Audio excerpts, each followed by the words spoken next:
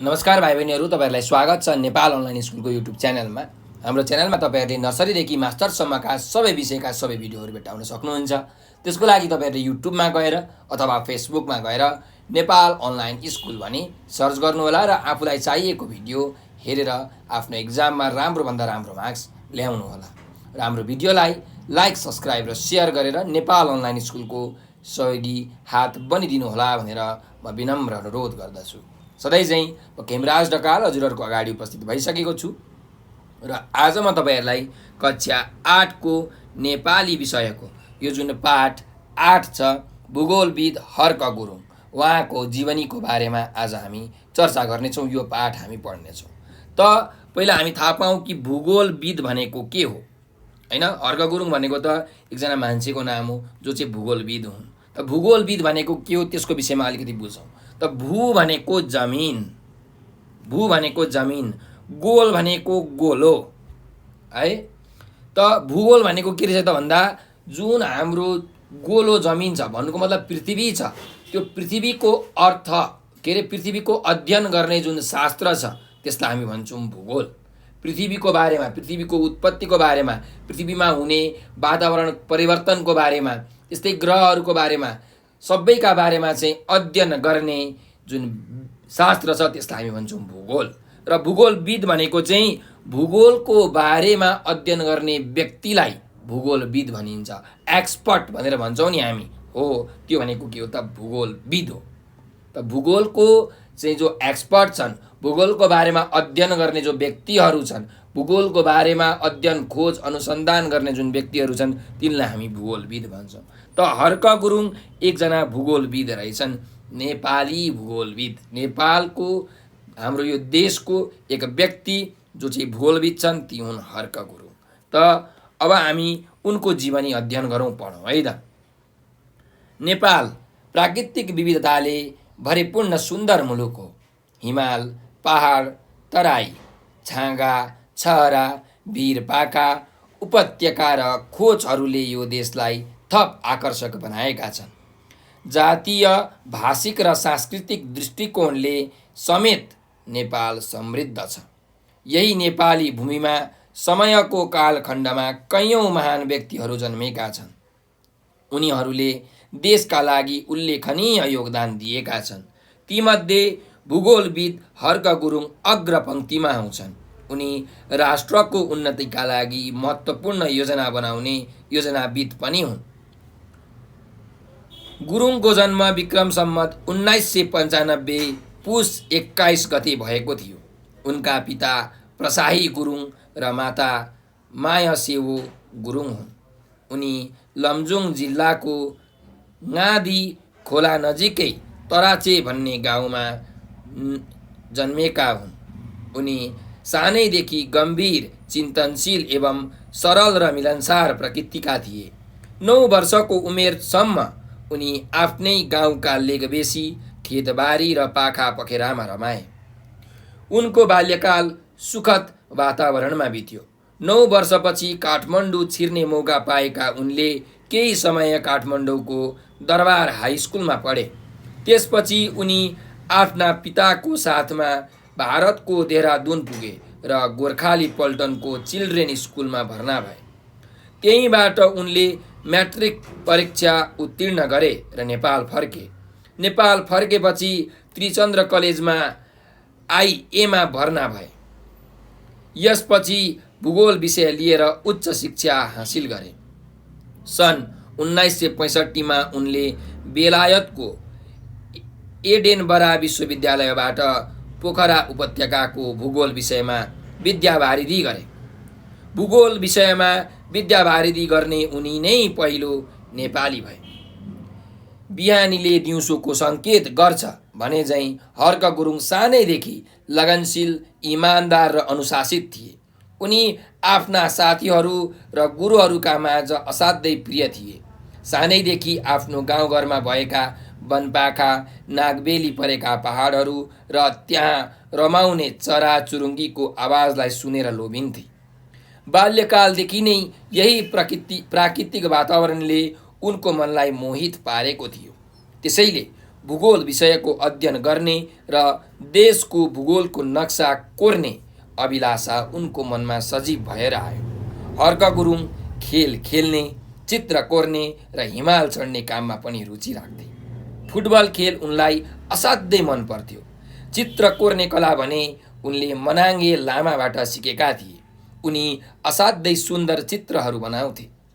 विक्रम सम्वत 2013मा भएको राष्ट्रव्यापी चित्रकला प्रतियोगितामा उनले कोरेको डाँफे र मुनालको चित्र सर्वोत्कृष्ट ठहरियो। यही चित्रपछि गएर हुलाक टिकटका रूपमा प्रकाशन भयो। हर्क गुरुङ नेपाली धरतीमा उदाएका एउटा जाज्वल्यमान तारा हुन्। एउटै व्यक्तिमा धेरै गुण भेटिनुले उनलाई बहुमुखी प्रतिभाका धनी व्यक्ति मानिन्छ। उनले भूगोल, जनसङ्ख्या, पर्यटन, जात जाति, अर्थशास्त्र, पर्वतारोहण र विकास सम्बन्धी विभिन्न पुस्तकहरू लेखेका छन्।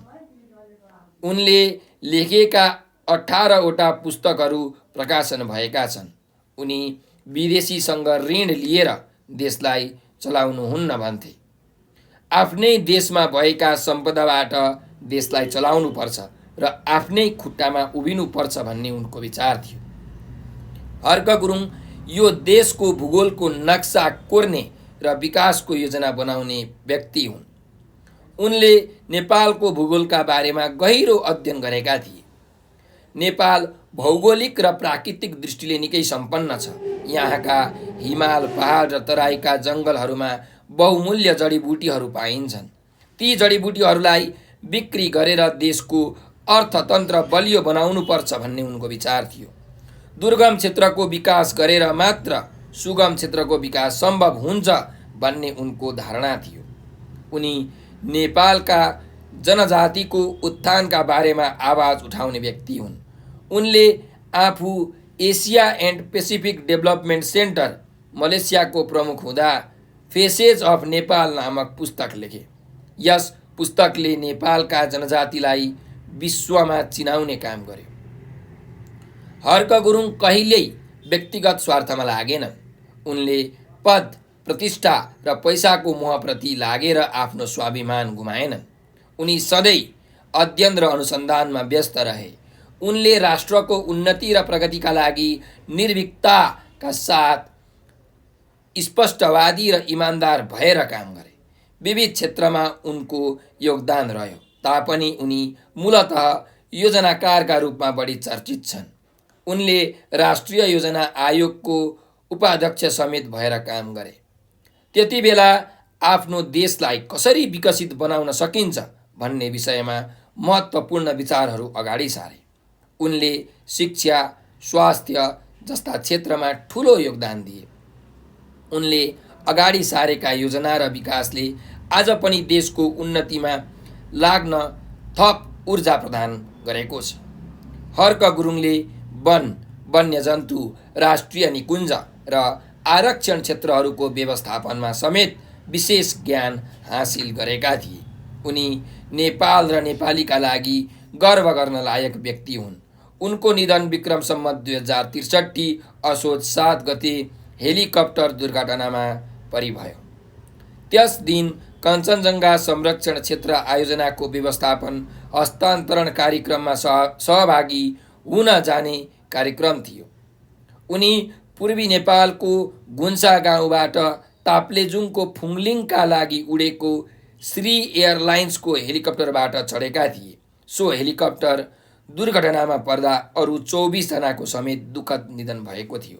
यो दुःखद घटनाको खबरले सिङ्गो राष्ट्र स्तब्ध र शोकमग्न भयो। हर्क गुरुङ आज हामी सामु छैनन्, तर नेपाल र नेपालीका लागि दिएको योगदानका कारण उनी सबैको मनमा जीवित छन्। उनको नाममा विश्व वन्यजन्तु कोषले छात्रवृत्ति कोष स्थापना गरेको छ। यस कोषको स्थापनाबाट वन्यजन्तु र वातावरणको संरक्षणमा लागेका व्यक्तिलाई छात्रवृत्ति प्रदान गर्ने गरिएको छ। उनको सम्झनामा नेपाल सरकारले उनकै जन्मस्थानमा शालिग निर्माण गरेर सम्मान प्रकट गरेको छ। उनको अनुकरणीय आदर्श जीवनगाथाबाट सधैँ राष्ट्रको उत्थानमा लाग्नुपर्ने प्रेरणा लिन सकिन्छ भनेर यो पाठ हाम्रो सकिएको छ। त भूगोलविद हर्क गुरुङ कस्ता प्रकृतिका मानिस थिए भन्ने विषयमा हामीले यहाँ चर्चा गर्यौँ। त्यस्तै गरिकन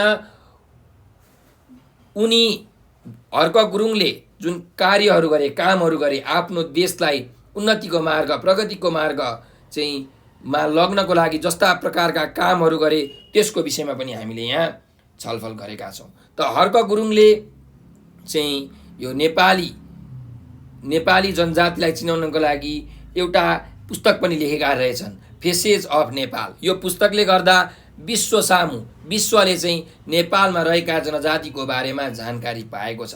नेपाललाई उनले चिनाउने काम गरेका छन्। हर्क गुरुङले चाहिँ यो Asia and Pacific development centre भन्ने जुन यो सेन्टर छ मलेसियामा हैन, त उनले त्यहाँ पनि गएर काम गरेका थिए। त्यस्तै हर्क गुरुङले चाहिँ नेपालको राष्ट्रिय योजना आयोगको उपाध्यक्ष हुने अवसर समेत पाएका थिए। त देशलाई कसरी विकास गर्ने, देशलाई अग्रपन्थीमा कसरी ल्याउने, अगाडि कसरी बढाउने भन्ने योजना उनले गर्ने गर्दथे। त्यस्तै गरिकन हर्क गुरुङ चाहिँ प्रकृति प्रेमी खालका मानिस थिए। प्रकृतिलाई मन पराउने, चाहिँ धेरै बेरसम्म गएर चाहिँ प्रकृतिमा रमाउने, वन जङ्गल पाखा पखेरालाई हेर्ने र त्यस विषयमा चाहिँ सोच्ने काम उनी गर्थे हर्क गुरुङले। यसरी उनले चाहिँ यो नेपालको भूगोलका बारेमा धेरै कुराहरू पत्ता लगाएका छन् र जसले गर्दाखेरि अहिलेका जुन विद्यार्थीहरू छन् ती विद्यार्थीहरूलाई नेपालको जुन जति जानकारी छ हो त्यो जानकारी प्राप्त गर्नको निम्ति हर्क गुरुङले दिएको योगदान एकदमै अविस्मरणीय छ। उनी अहिले त यो संसारमा छैनन्, तर उनको नाम भने सबै नेपालीको मनमा छ, हृदयमा छ। त विक्रम सम्वत 2063 सालमा असोज 7 गते हर्क गुरुङको मृत्यु भएको थियो, निधन भएको थियो। कसरी? त हेलिकप्टर दुर्घटनाबाट हैन। त्यो दुर्घटना हुने दिन उनी चाहिँ कञ्चनजङ्घा संरक्षण क्षेत्र आयोजनाको व्यवस्थापन हस्तान्तरण गर्ने कार्यक्रममा सहभागी हुन जान लागेका थिए। यो ताप्लेजुङको फुङलिङका लागि उडेको श्री एयरलाइन्सको हेलिकप्टरबाट उनी चढेका थिए र पछि यो हेलिकप्टर दुर्घटना हुँदा उनी सहित 24 जनाको एकदमै दुःखद मार्मिक निधन भएको थियो। यो दुःखद घटनाले गर्दाखेरि पुरै हाम्रो राष्ट्र, पुरै देश एकदम स्तब्ध भएको थियो, पीडाले बोल्नै नसक्ने भएको थियो, शोकमा डुबेको थियो। हामीले अब हेर्नुहोस्, हामीलाई के थाहा छ भन्दा हरेक मानिस जन्मन्छ त जन्मेको मानिस मर्नै पर्छ। त हामीले जन्मेपछि जहिले पनि राम्रो काम गर्नुपर्छ, आफ्नो स्वार्थलाई हेर्ने होइन हैन। मेरै मात्रै राम्रो होस्, मैले मात्रै धेरै पैसा कमाऊ, मेरै मात्रै उद्धार हो, सबैले मलाई नै चाहिँ जय जय गरून्, यस्तो भाव कहिले पनि राख्नु हुँदैन। त जहिले पनि हामीले हाम्रो देश, हाम्रो राष्ट्र कसरी राम्रो बनाउन सकिन्छ, कसरी देशलाई प्रगतिको मार्ग, उन्नतिको मार्गमा अगाडि बढाउन सकिन्छ, त्यस विषयमा केन्द्रित भएर हामीले कार्यहरू गर्नुपर्दछ भन्ने यस शिक्षा यस हामी पाठबाट पाउँछौँ, भूगोलविद हर्क गुरुङ भन्ने पाठबाट। त अब यस पाठमा रहेका शब्द अर्थलाई हेरौँ हामी भाइ बहिनीहरू। उपत्यका भन्ने यहाँ हेर्नु शब्द छ। त उपत्यका भनेको के हो भन्दाखेरि चारैतिरबाट पहाड अनि बिचमा जमिन भएको जुन भाग छ नि त्यसलाई हामी भन्छौँ उपत्यका है। चारैतिर पहाडले घेरेको बीचको समथर भाग भनेको उपत्यका हो, अथवा पहाडको फेदीको समथर जमिनलाई उपत्यका भनिन्छ। अर्को शब्द छ समृद्ध।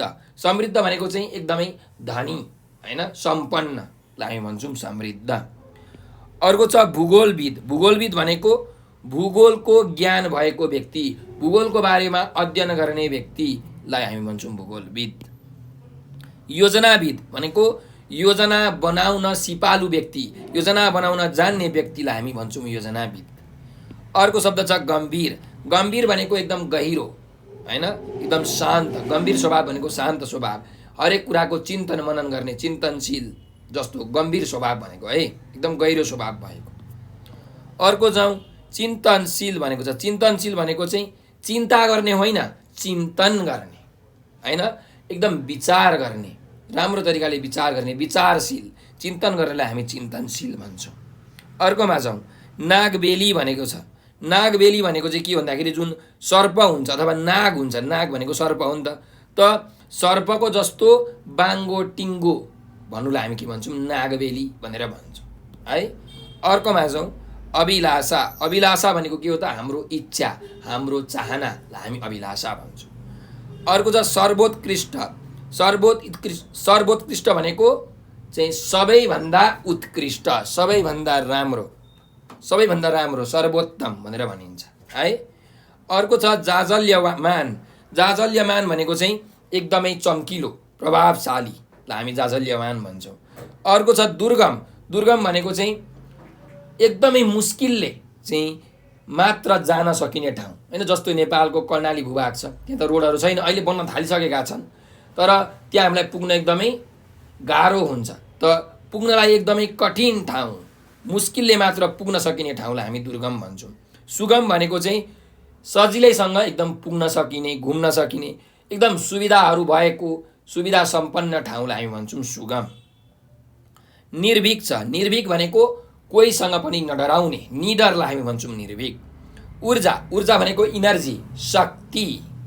अर्को शब्द हेरौँ, निकुञ्ज।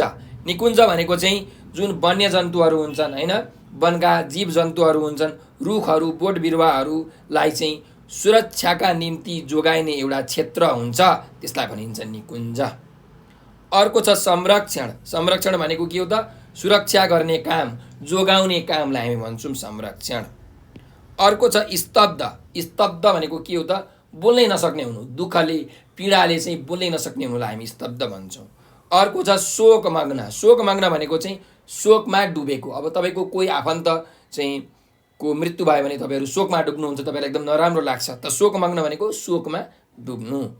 अर्को छ अनुकरणीय। अनुकरणीय भनेको चाहिँ नक्कल गर्न लायकको, कपी गर्न लायकको, अनुकरण गर्न लायककोलाई हामी भन्छौँ अनुकरणीय।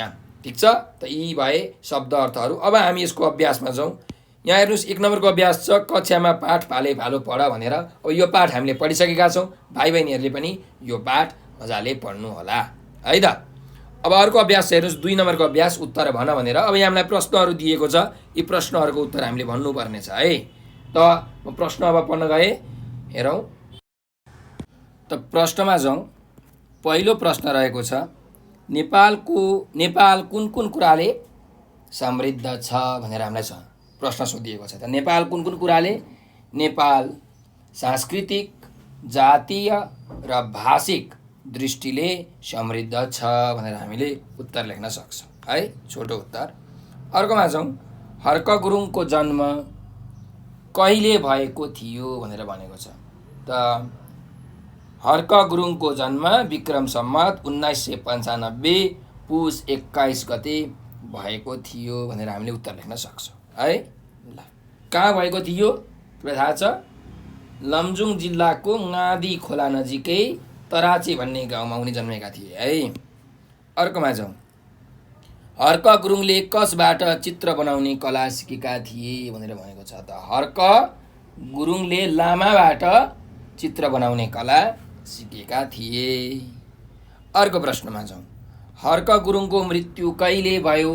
हर्क गुरुङको मृत्यु विक्रम सम्वत 2063 साल असोज 7 गते भयो।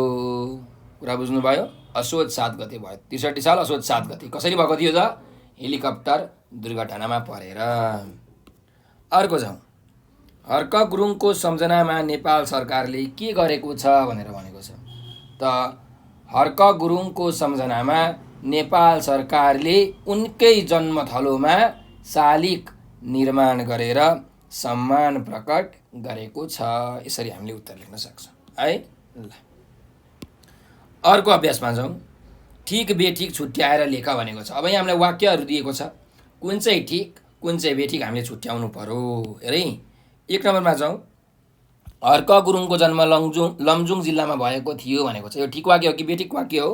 यो एकदम ठिक वाक्य हो, किनकि हर्क गुरुङ लमजुङ जिल्लाको चाहिँ यो एउटा गाउँ छ तराचे भन्ने गाउँ, त्यो तराचे भन्ने गाउँमा उनी जन्मेका थिए। त्यही भएर यो ठिक वाक्य हो, त्यसैले यहाँ लेख्नुहोस् ठिक। अर्कोमा जाउँ। हर्क गुरुङ विज्ञान विषयमा विद्यावारिधि गर्ने पहिलो नेपाली हुन् भनेर भनेको छ। त हर्क गुरुङ विज्ञान विषयमा विद्यावारिधि गर्ने पहिलो नेपाली हुन् त होइनन्। कुन विषयमा हो? भूगोल विषयमा चाहिँ हो है। विद्यावारिधि भनेको पिएचडी हो है। के हो अरे? पिएचडीलाई हामी विद्यावारिधि भन्छौँ नेपालीमा। त उनी भूगोल विषयमा चाहिँ विद्यावारिधि गर्ने पहिलो नेपाली हुन्, विज्ञान विषयमा होइन। त्यही भएर यो बेठिक वाक्य हो। अर्कोमा जाउँ। हर्क गुरुङ भूगोलविद तथा योजनाकार हुन्। एकदम ठिक वाक्य हो। उनी भूगोलविद पनि हुन् र उनी योजनाकार पनि हुन्। उनी योजना पनि बनाउँछन् है त। अर्कोमा जाउँ। हर्क गुरुङ विदेशी ऋण लिएर भए पनि देशको विकास गर्न सकिन्छ भन्ने विचार राख्थे भनेर भनेको छ। त्यो ठिक वाक्य हो कि बेठिक वाक्य हो? यो एकदमै बेठिक वाक्य हो। हर्क गुरुङले के भन्थे भने आफ्नो देशलाई समृद्ध बनाउनुपर्छ, आत्मनिर्भर बनाउनुपर्छ, अरू देशहरूबाट ऋण लिनु हुँदैन भनेर यस्तो विचार राख्थे। त्यही भएर यो बेठिक वाक्य हो। अर्कोमा जाउँ। हर्क गुरुङले धेरै किताबहरू लेखेका छन् भनेर भनेको छ। त हर्क गुरुङले एकदमै धेरै किताबहरू लेखेका छन्।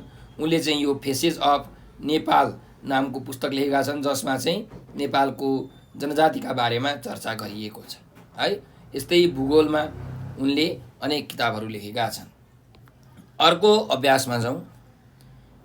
यो त्यही भएर ठिक वाक्य हो है। यहाँ ठिक लेख्न बिर्सेछ, यो ठिक वाक्य हो।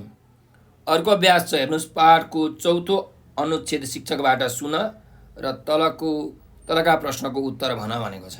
अब यहाँ हामीलाई पाठको चौथो अनुच्छेद पढ्नुपर्ने छ र त्यसको प्रश्नको उत्तरहरू चाहिँ हामीले यहाँ लेख्नुपर्ने छ। अब हामीले सबै अनुच्छेद त पढिसक्यौँ पाठको। हेरौँ प्रश्नहरू के कस्ता छन्। हर्क गुरुङ कुन कुन काममा रुचि राख्थे भनेर भनेको छ। त हर्क गुरुङ खेल खेल्न, चित्र कोर्न र पर्वतारोहण गर्ने काममा रुचि राख्थे। यसरी। अर्कोमा जाउँ। हर्क गुरुङलाई कुन खेल असाध्यै मन पर्थ्यो? हर्क गुरुङलाई फुटबल खेल असाध्यै मन पर्थ्यो है। अर्कोमा जाउँ। राष्ट्रव्यापी चित्रकला प्रतियोगिता कहिले भएको थियो? राष्ट्रव्यापी चित्रकला प्रतियोगिता विक्रम सम्वत 2013 सालमा भएको थियो। यसरी वाक्य बनाउन सकिन्छ। जसमा हर्क गुरुङले के बनाएका थिए? डाँफे र मुनालको चित्र बनाएका थिए है। र त्यो चित्र चाहिँ हुलाक टिकटको रूपमा प्रकाशन भएको थियो। अर्कोमा जाउँ। हर्क गुरुङले कोरेको कुन चित्र सर्वोत्कृष्ट ठहरियो भनेको छ। त कुन चित्र भन्दा हर्क गुरुङले कोरेको डाँफे र मुनालको चित्र सर्वोत्कृष्ट ठहरियो। ठिक छ। ल अर्को प्रश्नमा जाउँ। हर्क गुरुङ कस्ता चित्रहरू बनाउँथे भनेको छ। हर्क गुरुङ कस्ता चित्रहरू बनाउँथे? हर्क गुरुङ मनलाई छुने असाध्यै सुन्दर चित्रहरू बनाउँथे। यसरी हामीले उत्तर लेख्न सक्छौँ। अर्को जाउँ।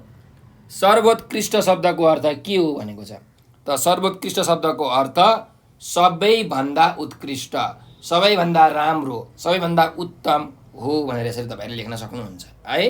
ल अब अर्को अभ्यासमा जाउँ। पाठको दोस्रो अनुच्छेद राम्ररी पढेर 4वटा मुख्य बुँदा टिप र 1/3 सारांश लेख भनेको छ। जुन पाठको दोस्रो अनुच्छेद छ त्यो दोस्रो अनुच्छेद चाहिँ हामीले पढ्नु पर्यो र त्यहाँबाट बुँदाहरू टिपेर चाहिँ सारांश लेख्नु पर्यो। सारांश भनेको चाहिँ सार अंश, सार भनेको मुख्य, अंश भनेको भाग। त जुन अनुच्छेदको विषयमा हामीले चाहिँ एकदम त्यो अनुच्छेदले भनेको मुख्य कुराहरूलाई लेख्छौँ त्यसलाई हामी भन्छौँ सारांश। र 1/3 लेख्नुपर्ने छ। 1/3 भनेको चाहिँ 3 भागको 1 भाग। जस्तो कि अनुच्छेदमा 90वटा शब्द छ, 90वटा शब्द छ अनुच्छेदमा भने हामीले सारांशमा जम्मा 90/3 भनेको कतिवटा शब्द हुनु पर्यो? 30वटा शब्द हुनु पर्यो। यसरी है। त 1/3 सारांश लेख्नुपर्ने छ। अनि बुँदाहरू पनि टिप्नु पर्ने छ। त बुँदाहरू टिपौँ है त। अब हामीले सबै अनुच्छेद त पढिसकेका छौँ, दोस्रो अनुच्छेद पनि पढ्यौँ। त बुँदाहरू हामी टिपौँ है। पहिलो बुँदा। हर्क गुरुङ कहिल्यै पद प्रतिष्ठा पेशा र मोहप्रति नलागेका। दोस्रो, हर्क गुरुङ राष्ट्रिय योजना आयोगका उपाध्यक्ष बनेका। तेस्रो, हर्क गुरुङ सधैँ उन्नति र प्रगतिका लागि स्पष्ट र इमान्दार भएर लागेका।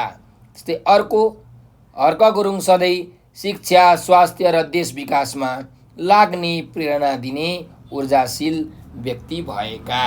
यसरी हामीले चाहिँ बुदाहरू टिप्न सक्छौँ।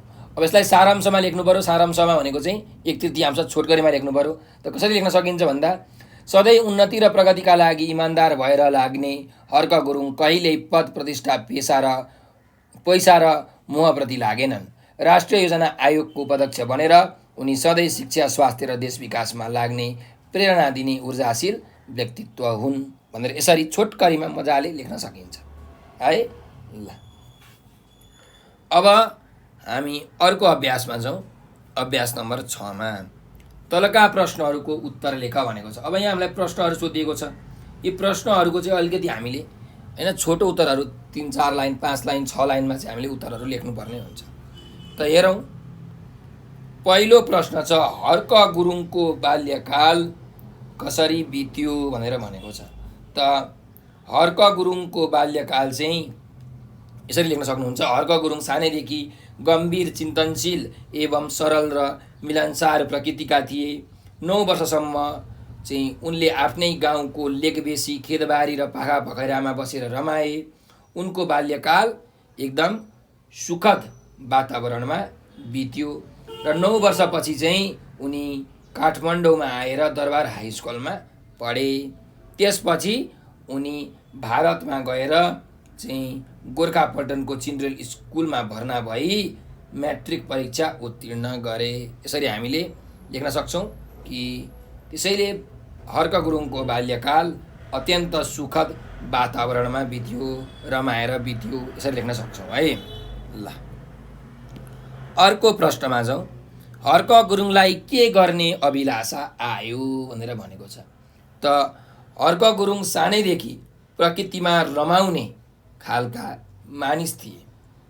उनी गम्भीर र चिन्तनशील स्वभावका थिए।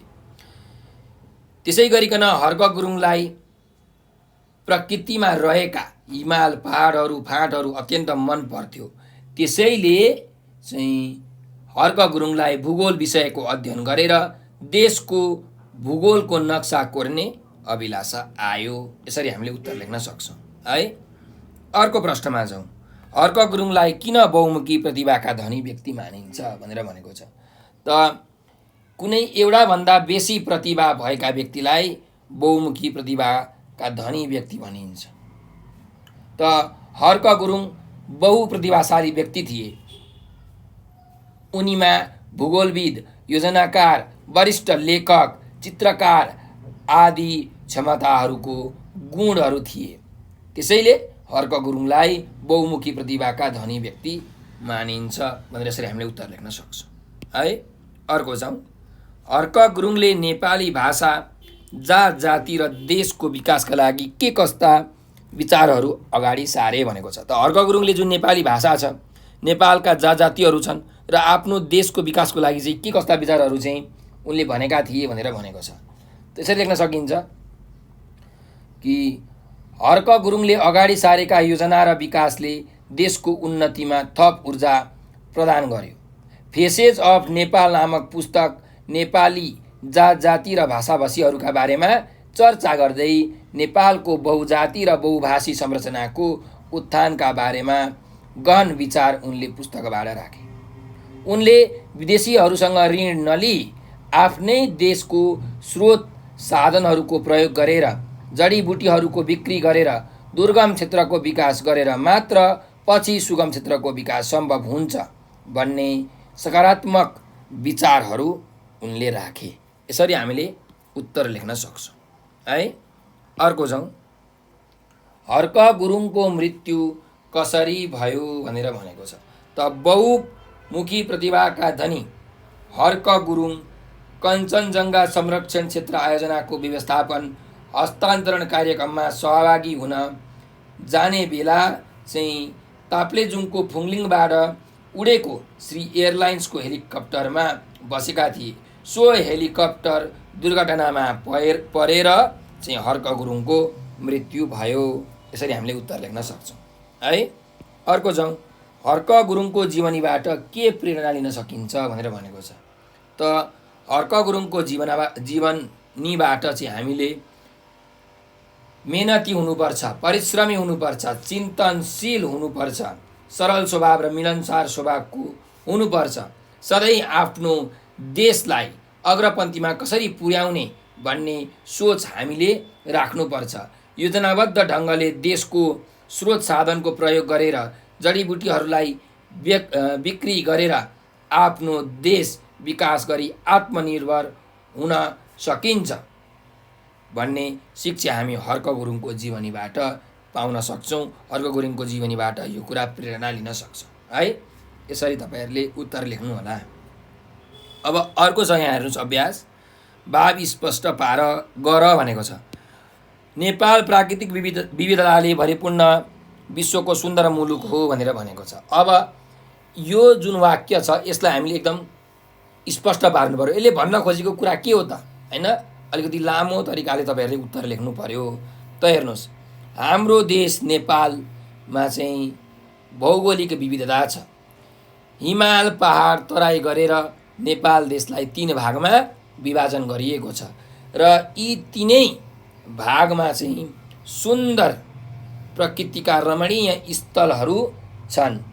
नेपाल बहुभौगोलिक विशेषता भएको मुलुक हो, त्यसैले नेपाललाई विविधताको बगैँचा पनि भन्न सकिन्छ।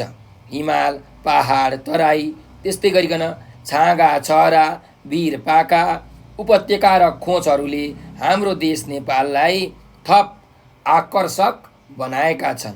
जातीय, भाषिक र सांस्कृतिक दृष्टिकोणले समेत हाम्रो देश एकदमै समृद्ध छ। विश्वको सबैभन्दा अग्ला होचा ठाउँहरू पनि नेपालमै छन्। एकै ठाउँमा पनि संसार घुमेको आनन्द नेपालीहरूले लिन सक्छन्। त्यसैले नेपाल विविध सौन्दर्यको स्वर्ग हो। अन्ततः नेपाल प्राकृतिक विविधताले भरिपूर्ण विश्वकै सुन्दर मुलुक हो भनेर हामीले यसरी लेख्न सक्छौँ है। अब अर्को अभ्यासमा जाउँ। शब्द भण्डारको अभ्यास छ। हेर्नुहोस्, विपरीतार्थी शब्द छानेर जोडा मिलाऊ भनेको छ। विपरीतार्थी भनेको चाहिँ उल्टो अर्थ दिने शब्द अब हामीले यहाँ हेर्नुपर्ने छ। हामीलाई शब्दहरू दिएको छ र तिनीहरूको उल्टो अर्थ पनि यहाँ दिएको छ। हामीले बस जोडा मिलाउने काम मात्रै गर्नुपर्ने हो। त हेर्नुहोस्, सुगम। सुगमको उल्टो अर्थ के हुन्छ त? दुर्गम है। यो 1 नम्बर भयो भने यो पनि 1 नम्बर। अर्कोमा जाउँ। सुन्दर। सुन्दर भनेको अत्यन्त राम्रो। त सुन्दरको उल्टो के हुन्छ त? कुरूप है। कुरूप भनेको नराम्रो। त यो 2 भयो भने यो पनि 2। अर्को जाउँ। दृश्य। दृश्य भनेको जुन देख्न सकिन्छ त्यसलाई हामी भन्छौँ दृश्य।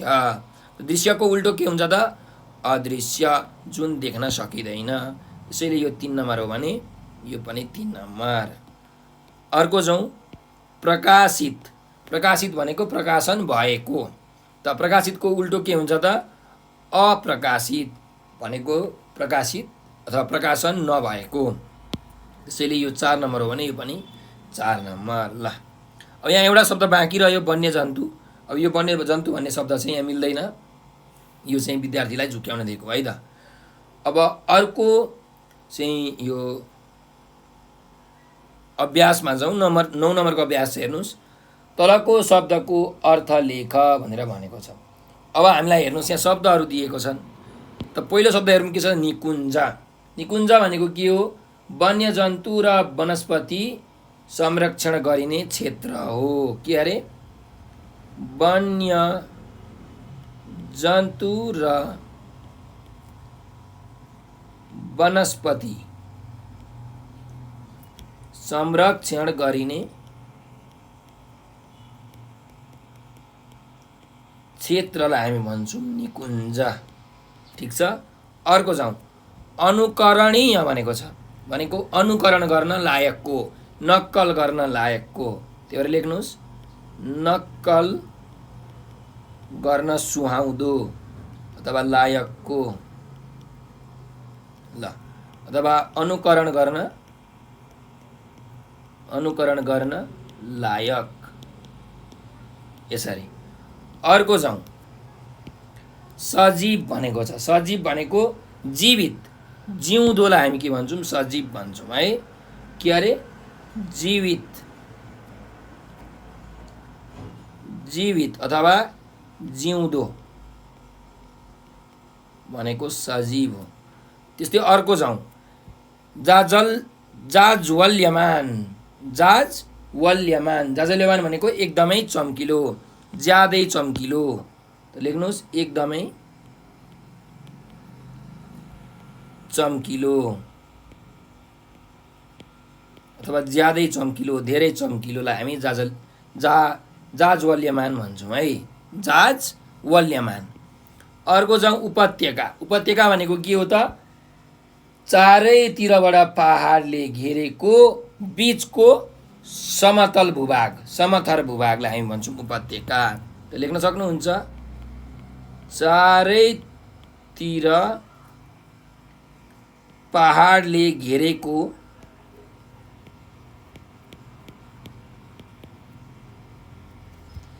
बीचको समथर भूभाग, समथर भूभागलाई हामी भन्छौँ उपत्यका। ठिक छ ल। अब अर्को शब्दमा जाउँ, अर्को अभ्यासमा। अर्को अभ्यास छ, हेर्नुहोस्, अर्थ स्पष्ट हुने गरी वाक्यमा प्रयोग गर भनेको छ। अब अर्थ स्पष्ट हुने गरी हामीले वाक्यमा प्रयोग गर्नु पर्यो। त हेरौँ, पहिलो शब्द छ पर्यटन। पर्यटनलाई हामीले कसरी वाक्यमा प्रयोग गर्न सक्छौँ भन्दाखेरि, नेपालको पर्यटन विकासका निम्ति हामीले विभिन्न प्रकारका योजनाहरू बनाउनु पर्छ, यसरी हामीले वाक्य बनाउन सक्छौँ। अर्को जाउँ, लगनशील भनेर भनेको छ। त लगनशील भनेको के भन्दाखेरि कुनै कुरामा एकदम दिल लगाएर, मन लगाएर लाग्नेलाई हामी लगनशील भन्छौँ। त्यसैले हामीले के यसको वाक्य बनाउन सक्छौँ भन्दा, हामीले कुनै पनि काम गर्दा लगनशील भएर काम गर्नुपर्छ है, यसरी। हस्तान्तरण भनेको छ। हस्तान्तरण भनेको अरूलाई दिनु हो, त्यही भएर हामीले लेख्न सक्छौँ, हामीले देश विकास गर्नुपर्छ भन्ने शिक्षा चाहिँ भावी पुस्तालाई हस्तान्तरण गर्नुपर्छ, यसरी हामीले वाक्य बनाउन सक्छौँ।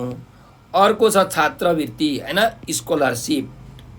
त यसको के वाक्य बनाउन सकिन्छ भन्दा, मैले अथवा म 10 कक्षाको चाहिँ परीक्षामा प्रथम भएर मैले छात्रवृत्ति पाएँ हैन, 10 कक्षाको परीक्षामा प्रथम भएर मैले छात्रवृत्ति पाएँ, यसरी वाक्य बनाउन सकिन्छ है ल।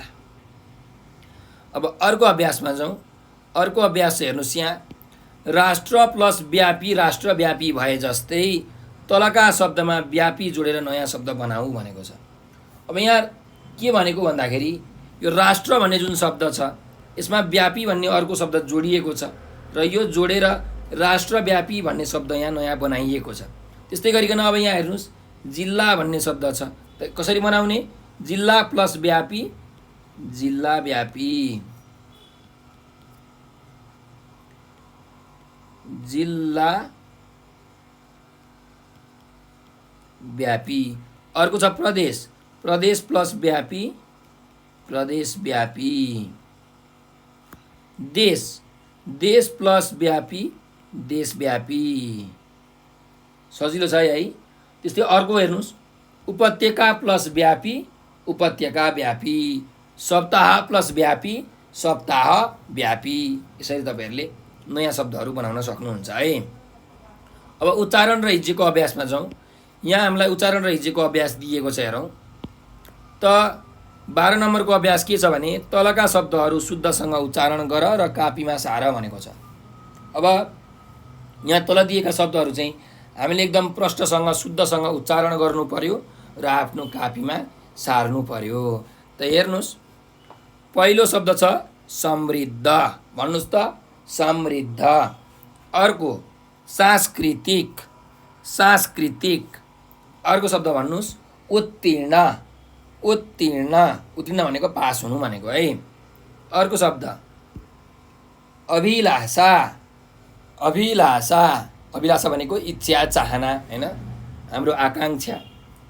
अर्को जाज्वल्यमान, के अरे जाज्वल्यमान, जाज्वल्यमान। ल जाज्वल्यमान भनेको चाहिँ एकदमै चम्किलो। अर्को जाउँ अर्थशास्त्र। अर्थशास्त्र भनेको चाहिँ जुन अर्थको बारेमा पैसाको बारेमा चाहिँ पढ्ने एउटा शास्त्र हो, पढिने एउटा शास्त्र हो अर्थशास्त्र है। ल अर्को छ स्पष्टवादी।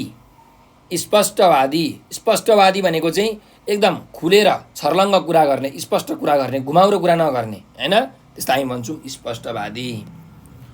अर्को जाउँ व्यवस्था। के अरे व्यवस्था होइन है, व्यवस्था। के अरे व्यवस्था भनेको चाहिँ कुनै कुरो मिलाउने छाँटकाटलाई हामी भन्छौँ व्यवस्था है। ल अर्को अभ्यासमा जाउँ बोलाइ र लेखाइको फरक बुझ भनेको छ। अब बोलाइ र लेखाइको हामी फरक बुझौँ। यहाँ हेर्नुहोस्, बोल्दाखेरि स्कुल भन्छौँ तर लेख्दाखेरि आदि स अनि कुल लेख्छौँ है। बोल्दाखेरि स्कुल, लेख्दाखेरि स्कुल, यसरी आदि स लेख्छौँ। त्यस्तै बोल्दाखेरि दृष्टि भन्छौँ, लेख्ने बेलामा यसरी लेख्छौँ है दृष्टि। हेर्नुहोस् कसरी लेखिराखेको छ। बोल्दाखेरि चाहिँ दृष्टि भन्छौँ, लेख्ने बेलामा चाहिँ यसरी लेख्छौँ। अर्को बोल्दाखेरि काठमाडौँ भन्छौँ। के भन्छौँ अरे काठमाडौँ, तर लेख्दाखेरि यसरी लेख्छौँ है काठमा अनि डौँ लेख्छौँ, तर भन्ने बेलामा कसरी भन्छौँ काठमाडौँ भनेर भन्छौँ।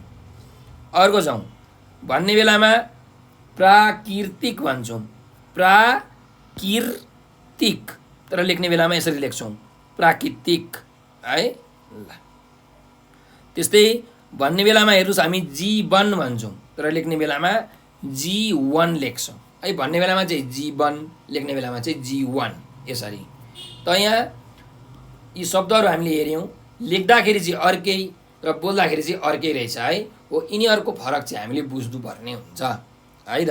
ल अब अर्को अभ्यासमा जाउँ। अर्को अभ्यासमा यहाँ के छ भने पाठमा ऋण, उत्तीर्ण, नेपाल, निर्भीकता जस्ता अण र न वर्णको प्रयोग भएका धेरै शब्दहरू छन्।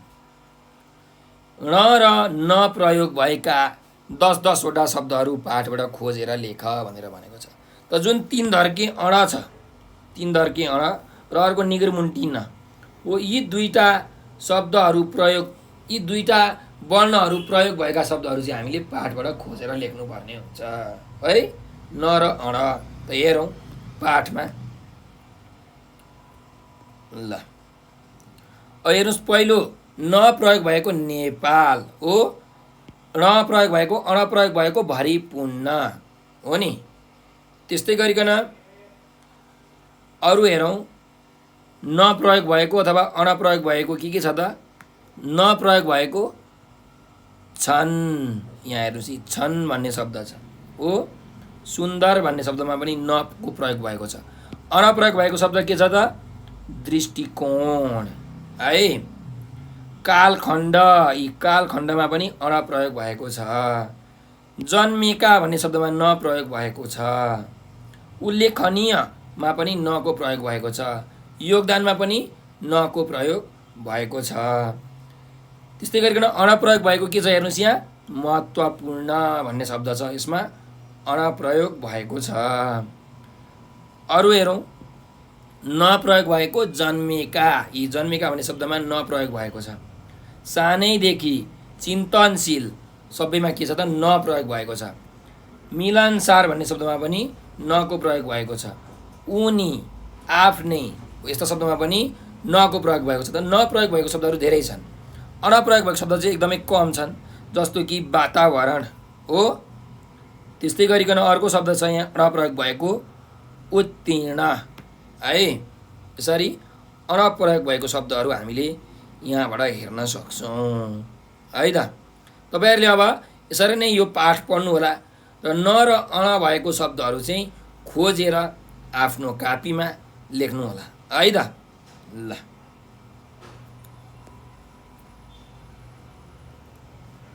त यो हाम्रो अभ्यास पाठको 14 नम्बरको अभ्यास पनि सकिएको छ। अब हामी अन्तिम अभ्यासमा आयौँ। यो शब्द भण्डारको पाठको तेस्रो अनुच्छेद शिक्षकबाट सुनेर लेख भनेको छ। अब हामीले यो पाठ पढिसकेका छौँ हो। त यो पाठको तेस्रो अनुच्छेद तपाईँहरूले सुनिसक्नु भएको छ हो। त्यो भिडियोलाई अगाडि गरेर फेरि सुन्दै लेख्नु होला है त, र आफ्नो शिक्षकलाई देखाउनु होला। यसरी तपाईँको शुद्धाशुद्धिको अभ्यास हुन्छ, लेखनको अभ्यास हुन्छ, कसरी अक्षरहरूलाई स्पष्ट लेख्ने भन्ने कुरा तपाईँहरूलाई थाहा हुन्छ, तपाईँको अक्षरको पनि सुधार हुन्छ। त तपाईँहरूले यो अभ्यास गर्नै पर्ने हुन्छ है त। त्यसो भए आजको लागि यति नै। यो कार्यमूलक व्याकरण भन्ने जुन अभ्यास छ, यो अभ्यास चाहिँ म तपाईँहरूलाई अर्को भिडियोमा गराउँछु। म व्याकरणको जुन अभ्यासहरू छ, नाम, सर्वनाम, विशेषण, क्रिया विशेषण, क्रियापद, नाम योगी, उखान, तुक्का, यस्ता सबै व्याकरणका चाहिँ जुन च्याप्टरहरू छन्, एकाइहरू छन्, ती सबै म तपाईँहरूलाई पढाउँछु। त्यो भिडियो तपाईँहरूले हेर्नुहोला र तपाईँलाई यो भिडियो कस्तो लाग्यो कमेन्टमा प्रतिक्रिया दिन भने नबिर्सनुहोला। तपाईँहरूले केही कुरा बुझ्नु भएन, केही कुरा जान्नु भएन, अथवा तपाईँहरूलाई नेपाल अनलाइन स्कुलको बारेमा केही जानकारी चाहिएको छ, नोट्सहरू चाहिएको छ भने यो नम्बर 9849595895 9845955895 मा हामीलाई भाइबर, टेलिग्राम र व्हाट्सएपमा म्यासेज गर्न सक्नुहुन्छ। साथसाथै तपाईँहरूले हामीलाई टिकटकमा, तपाईँहरूले टिकटक त चलाउनुहुन्छ होला, फेसबुक चलाउनुहुन्छ होला, टिकटकमा, फेसबुकमा, ट्विटर चलाउनुहुन्छ होला, ट्विटरमा, इन्स्टाग्राममा चाहिँ हामीलाई फलो गर्नु होला। टिकटकमा, फेसबुकमा, ट्विटर र इन्स्टाग्राममा चाहिँ नेपाल अनलाइन स्कुल लेखेर सर्च गर्नुहोस् अनि हामीलाई फलो गर्नुहोस्। किनकि हामीले त्यहाँ एकदम रमाइलो भिडियोहरू, साथसाथै पाठ पढाएका भिडियोहरू, पुराना बिएलीमा सोधेका क्वेसन्सहरूको सोलुसनहरू हामीले बनाएर हालेका छौँ। त्यस्तै विद्यार्थीको रचनात्मक जुन कला छ त्यसलाई अभिवृद्धि गर्नका निम्ति हामीले चाहिँ विभिन्न प्रकारका अतिरिक्त क्रियाकलापहरू, सृजनात्मक क्रियाकलापहरू गराउने गरेका छौँ र हामीले विद्यार्थीको उत्साह बढाउनका निम्ति उपहार र पुरस्कारको पनि व्यवस्था गरेका छौँ। जस्तो कि हाजिरी जवाब प्रतियोगिता, त्यस्तै कथा लेखन, कथा वाचन प्रतियोगिता, चाहिँ निबन्ध लेखन प्रतियोगिता, गायन प्रतियोगिता, नृत्य प्रतियोगिता, यस्ता सबै प्रतियोगिताहरू हामीले गराएका छौँ। तपाईँले ती प्रतियोगितामा भाग लिएर उचित पुरस्कार अथवा उपहार जित्नुहुन्छ भन्ने मलाई अभिलाषा छ, इच्छा छ। त तपाईँहरूले हाम्रो भिडियोलाई लाइक, सब्सक्राइब र सेयर गर्न भने नबिर्सनुहोला। तपाईँहरूले यो भिडियो अन्तिमसम्म हेरिदिनु भयो, त्यसको लागि तपाईँलाई हृदयबाट मुरी धन्यवाद छ। स्वस्थ रहनुहोस्, व्यस्त रहनुहोस्, मस्त रहनुहोस्।